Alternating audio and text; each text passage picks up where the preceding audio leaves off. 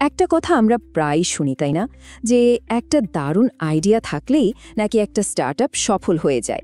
কিন্তু আসলে কি ব্যাপারটা এত সোজা? তো আজ আমরা ঠিক এই ব্যাপারটাই একটু ভেঙে দেখব জুলিয়া অস্টিনের বই আফটার দি আইডিয়া থেকে। আমরা দেখব কেন একটা দুর্দান্ত আইডিয়া আসলে গল্পের শুরু মাত্র, আসল খেলাটা হয় এক্সিকিউশনে, মানে আইডিয়াটাকে বাস্তবের রূপ দেওয়ায়। চলুন তাহলে শুরু করা যাক। দেখুন, জুলিয়া অস্টিন নিজে একামায় আর ভিএমওয়্যারের মতো টেক জায়ান্টসদের সাথে কাজ করেছেন, আর তার সেই বিশাল অভিজ্ঞতা থেকেই তিনি বলছেন একটা দারুণ আইডিয়া শুধুই একটা শুরু। কথাটা একবার ভাবুন, এটা আমাদের ওই লাইট বাল্ব মোমেন্টের যে ধারণাটা আছে না, যে একটা আইডিয়া এলেই কেল্লাফাতে, সেই ধারণাটাকে একদম গোড়া থেকে নাড়িয়ে দেয়। এই স্লাইডটা দেখুন, কি দারুণভাবে ব্যাপারটা দেখানো হয়েছে। একদিকে আছে দ্য স্পার্ক, মানে ওই প্রচলিত ধারণাটা, যেখানে ভাবা হয় একটা জিনিয়াস আইডিয়াই সব। আর অন্যদিকে আছে আসল বাস্তবতা, দি ইঞ্জিন, মানে এক্সিকিউশন আর অপারেশনস। এই দুটো জিনিসই কিন্তু একটা কোম্পানিকে দিনের পর দিন চালায়, তাকে দাঁড় করায়। ভাবুন তো, একটা স্ফুলিঙ্গ বা স্পার্ক হয়তো আগুন জ্বালাতে পারে, কিন্তু একটা গাড়িকে লম্বা পথ টেনে নিয়ে যেতে তো একটা শক্তিশালী ইঞ্জিনই লাগে, তাই না? বেশ, তাহলে প্রশ্ন হলো, সমস্যাটা হয়টা কোথায়? এত দারুণ সব আইডিয়া নিয়েও কেন অনেক স্টার্টআপ মুখ থুবড়ে পড়ে? কারণটা হলো কিছু খুব সাধারণ ফাঁদ, আর এই ফাঁদগুলোতে প্রায় সবাই পা দেয়। চলুন দেখে নেওয়া যাক সেই 4টে মারাত্মক ফাঁদ আসলে কি কি। তো এই যে এত সম্ভাবনাময় স্টার্টআপ, এরা ঠিক কোন জায়গাটায় গিয়ে ভুলটা করে? কেন তাদের স্বপ্নের দৌড়টা মাঝপথে থেমে যায়? আসল উত্তরটা কিন্তু লুকিয়ে আছে তাদের প্রতিদিনের কাজ করার পদ্ধতির মধ্যেই। প্রথম ফাঁদটা হলো ভিশন নিয়ে বাড়াবাড়ি। মানে অনেক ফাউন্ডার তাদের বড় স্বপ্নটা নিয়ে এতটাই মেতে থাকেন যে সেটাকে সত্যি করার জন্য যে ছোট ছোট সিস্টেম বা প্রসেস দরকার সেদিকে আর খেয়ালই করেন না। দেখুন, ভিশন থাকাটা খুবই জরুরি, কিন্তু শুধু ভিশন দিয়ে তো আর দিনের শেষে একটা প্রোডাক্ট তৈরি হয়ে যায় না।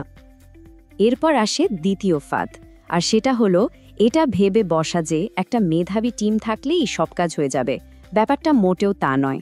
আপনার কাছে যতই ভালো টিম থাকুক তা কেন, যদি তাদের কাজের পরিধি কী হবে, তাদের পারফরমেন্স কেমন হচ্ছে, এই সব কিছুর কোনো পরিষ্কার ধারণা না দেওয়া হয়, তাহলে সেরা ট্যালেন্টও কিন্তু ঠিকঠাক পারফর্ম করতে পারে না।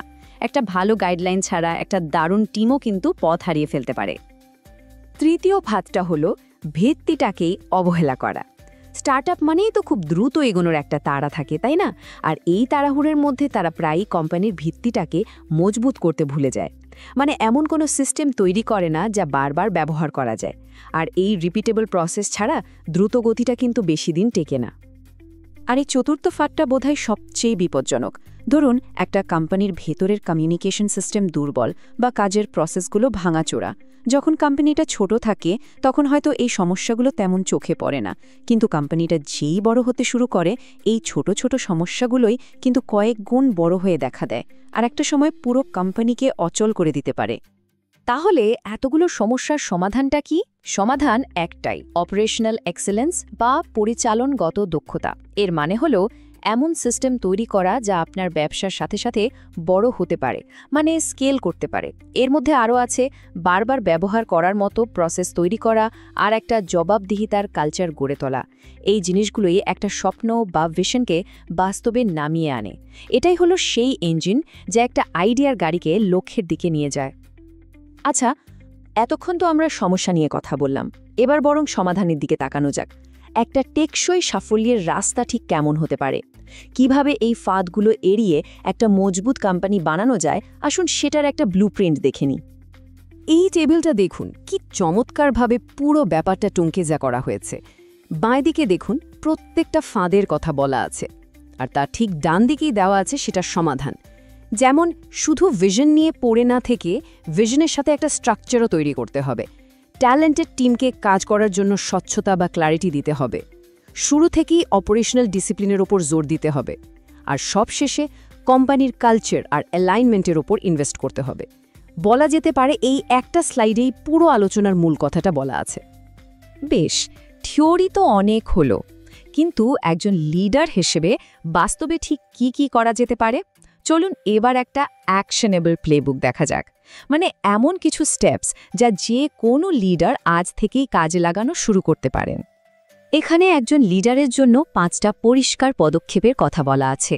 প্রথমত, নিজেদের অপারেশনস অডিট করে সিস্টেমের ফাঁকফোকরগুলো খুঁজে বের করা। দ্বিতীয়ত, ফিডব্যাক লুপ তৈরি করা, যাতে সাফল্য কিভাবে মাপা হচ্ছে সেটা সবাই জানে। তৃতীয়ত, প্ল্যানিং আর ট্র্যাকিংয়ের জন্য স্কেলেবল সিস্টেম তৈরি করা। চতুর্থত, শেখার একটা পরিবেশ তৈরি করা।